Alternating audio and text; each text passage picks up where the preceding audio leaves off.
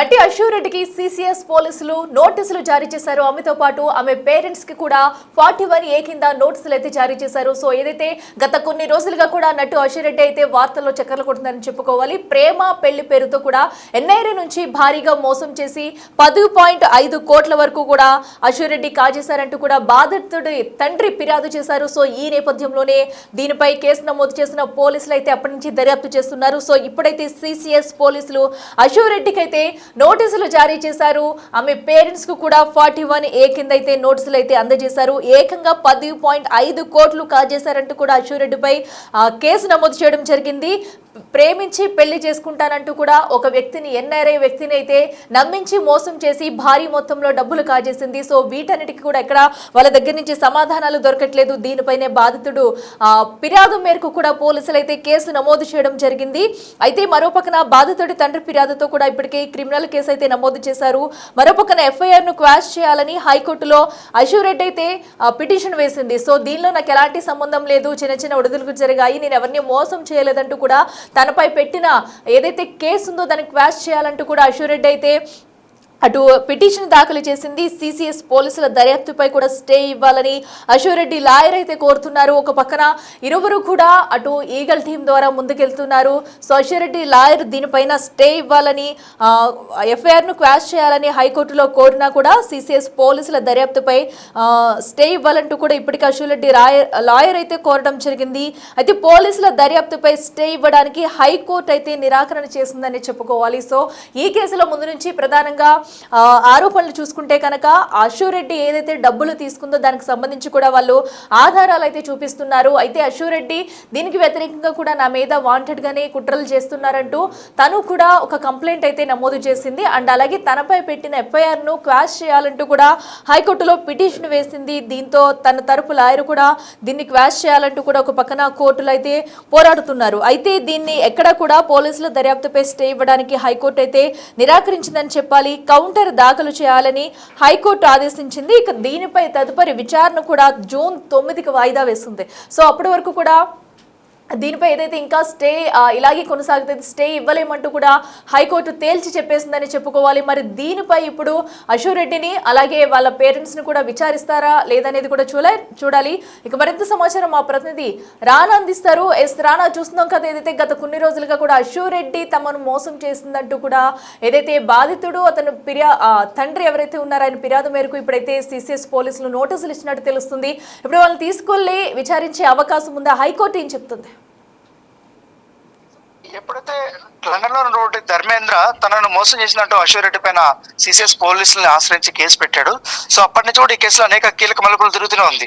So దాంతోపాటు ఆమె హైకోర్టుకి వెళ్ళడము, ఆయన పైన కూడా కేసు పెట్టడము, తర్వాత మీడియాలో నా పైన దుష్ప్రచారం చేస్తున్నారంటూ కూడా ఆమె హైకోర్టుకి వెళ్ళి ఆ లింకులు తీసేయమని చెప్పడము, తర్వాత ఈ కేసు స్క్వాష్ చేయమంటే అంతే ఏకంగా నా పైన అక్రమ కేసు పెట్టారు, ఈ కేసు అంతా కూడా కొట్టామంటూ కూడా హైకోర్టుని ఆశ్రయించడం, తర్వాత దానిని హైకోర్టు తిరస్కరించిన తర్వాత సిసిఎస్ పోలీసులు అఫీషియల్ గా ధర్మేంద్ర కేసులో అశూరెడ్డికి, వాళ్ళ ఫాదర్ కి, వాళ్ళ మదర్ కి, వాళ్ళ కుటుంబ సభ్యులకి అందరికీ కూడా నోటీసులు ఇచ్చారు. సో నోటీసుల్లో ఖచ్చితంగా మేము చెప్పినటువంటి డేట్కి మీరందరూ కూడా మేము అడిగినటువంటి ఆధారాలను తీసుకొని వచ్చి సబ్మిట్ చేయాలి, విచారణకి హాజరు కావాలంటూ కూడా ఆమెకి చెప్పడం జరిగింది. దాంతోపాటు ఇప్పటికే ఈ కేసు నుంచి ఉపశమనం కోరేందుకు అనేక ప్రయత్నాలు కూడా చేసింది, హైకోర్టుకు కూడా వెళ్ళింది.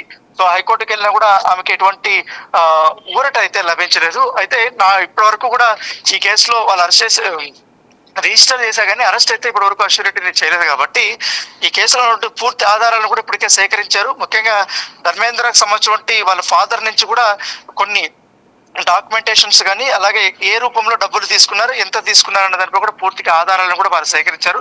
ధర్మేంద్ర కూడా ఆన్లైన్ ద్వారా కూడా అతను పూర్తి వివరాలు సైబర్ క్రైమ్ పోలీసులకి ఇచ్చినట్టుగా తెలుస్తుంది. ఏ సందర్భంలో ఎంత డబ్బుల వరకు కూడా మేము ఇచ్చాం, దాంతో ఆయన అకౌంట్ బ్యాలెన్స్ దీని నుంచి కూడా మొత్తం స్టేట్మెంట్లతో కూడా ఆయన పంపించారు.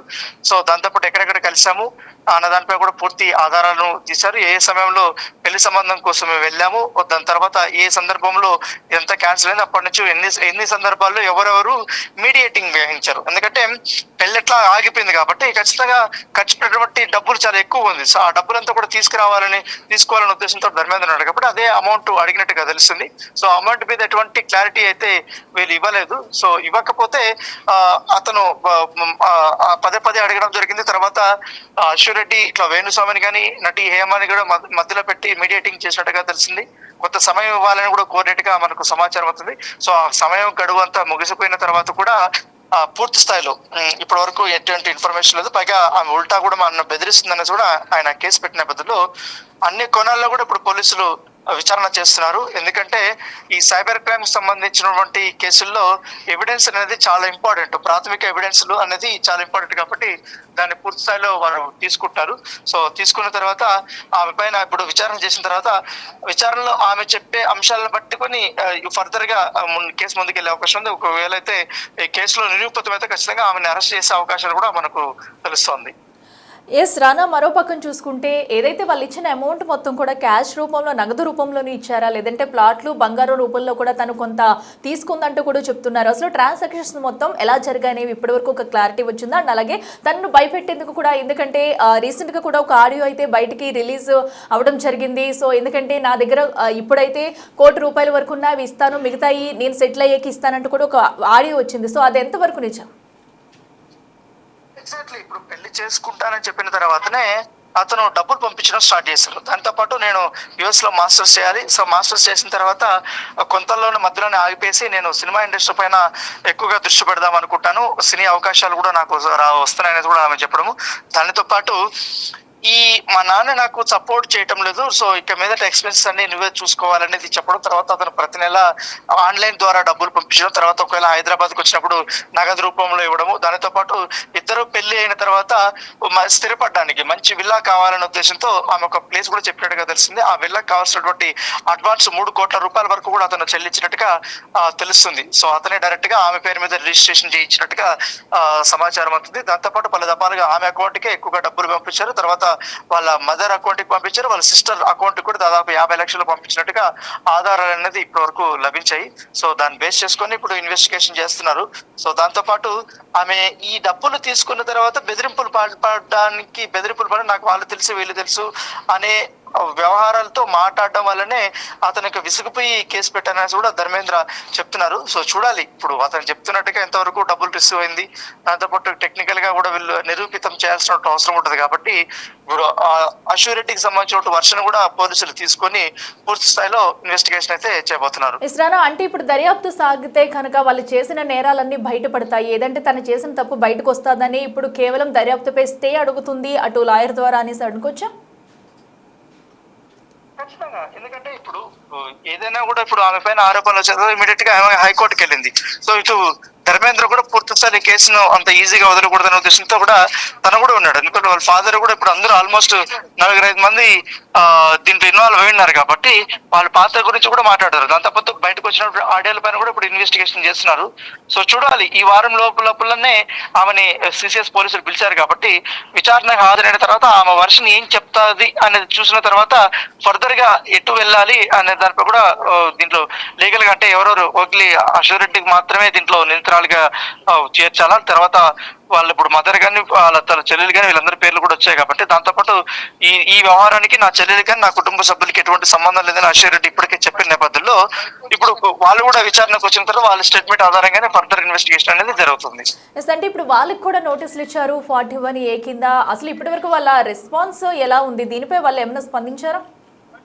అంటే నోటీసులు అందుకున్నట్టుగా తెలుస్తుంది. మీరు ఎప్పుడు విచారణ పిలిచినా కూడా మేము రావడానికి సిద్ధంగా ఉన్నట్టుగా అఫీషియల్ గా సిసిఎస్ పోలీసులకి చెప్పినట్టుగా సమాచారం అవుతుంది. సో మేబీ సిసిఎస్ పోలీసులు ఈ వీక్ లోనే వాళ్ళందరినీ వన్ బై వన్ పిలిపించి ఇప్పటికే కలెక్ట్ చేసిన ఆధారాలను బేస్ చేసుకుని వాళ్ళ ముందు ఉంచి క్వశ్చన్ చేసే అవకాశం ఉంది. వీళ్ళ బ్యాంక్ ట్రాన్సాక్షన్స్ ముఖ్యంగా ధర్మేంద్ర పలానా అకౌంట్ కి ట్రాన్సాక్షన్ చేశారని చెప్పాడు కాబట్టి ఆ అకౌంట్ కి ఈ అకౌంట్ కి వాళ్ళు చెక్ చేయాల్సిన అవసరం కూడా ఉంటుంది. లావాదేవీలు అనేది చాలా టాలీ చేయాల్సిన అవసరం ఉంటుంది కాబట్టి వాటిని కూడా సరిపోల్చిన తర్వాతనే పూర్తి స్థాయిగా సెక్షన్స్ అనేది వాళ్ళు పెట్టే అవకాశం ఉన్నట్టుగా సమాచారం అవుతుంది. Right Rana, thank you. చూస్తున్నాం కదా ప్రస్తుతం ఏదైతే తనని మోసం, ప్రేమ పెళ్లి పేరుతో కూడా మోసం చేసి అటు భారీ మొత్తంలో డబ్బులు కాజేసిందంటూ అశ్వరెడ్డిపై గత కొన్ని రోజులుగా ఈ కేసు అయితే తనని చుట్టుముడుతుందని చెప్పుకోవాలి. అయితే దీని నుంచి తప్పించుకునేందుకు అశ్వరెడ్డి అయితే విశ్వ ప్రయత్నాలు చేస్తుంది. మరో పక్కన దర్యాప్తుపై స్టే విధించాలంటూ కూడా హైకోర్టు కూడా వెళ్ళింది. అయితే హైకోర్టును అయితే దీన్ని పూర్తిగా ఖండించింది. స్టే ఇవ్వడం కుదరదంటూ కూడా నిరాకరించింది. అయితే ఇప్పుడు సిసిఎస్ పోలీసుల ద్వారా కూడా నోటీసులు అయితే పంపించారు. అశ్వరెడ్డికి వాళ్ళ ఫ్యామిలీకి కూడా అందరూ విచారణకు రావాలంటూ కోరారు. మరి నోటీసులో ఎలాంటి అంశాలను పేర్కొన్నారు, అయితే ఏ రోజు విచారణకు రావాలి ఏంటనేది కూడా దానిలో క్లియర్ కట్ గా చెప్పారు. మరి విచారణ అనంతరం కూడా ఎలాంటి విషయాలు బయటకు వస్తాయి, వీళ్ళు ఏదైతే డబ్బులు ట్రాన్సాక్షన్ చేశారు సో వాటన్నింటిని తిరిగి ఎప్పుడు ఇస్తారని కూడా ఇప్పుడు ఎవరైతే ధర్మేంద్ర ఉన్నారో వాళ్ళ ఫ్యామిలీ మొత్తం కూడా క్వశ్చన్ చేస్తుంది. సో భారీ మొత్తంలో డబ్బులు తీసుకుని మోసం చేసిందంటూ కూడా ఎవరైతే ధర్మేంద్ర తండ్రి కూడా చెప్తున్నారు. సో ఇప్పుడు ఈ కేసులో ఎలాంటి మలుపు తిరగబోతుంది, సో ట్రాన్సాక్షన్స్ ఎలా జరిగాయి, వీటన్నిటిని ఎప్పుడు తిరిగి ఇచ్చేందుకు కూడా అవకాశం ఉంటుంది అనేది కూడా గత కొన్ని రోజులు ఆగితే కానీ తెలియాల్సి వస్తుంది.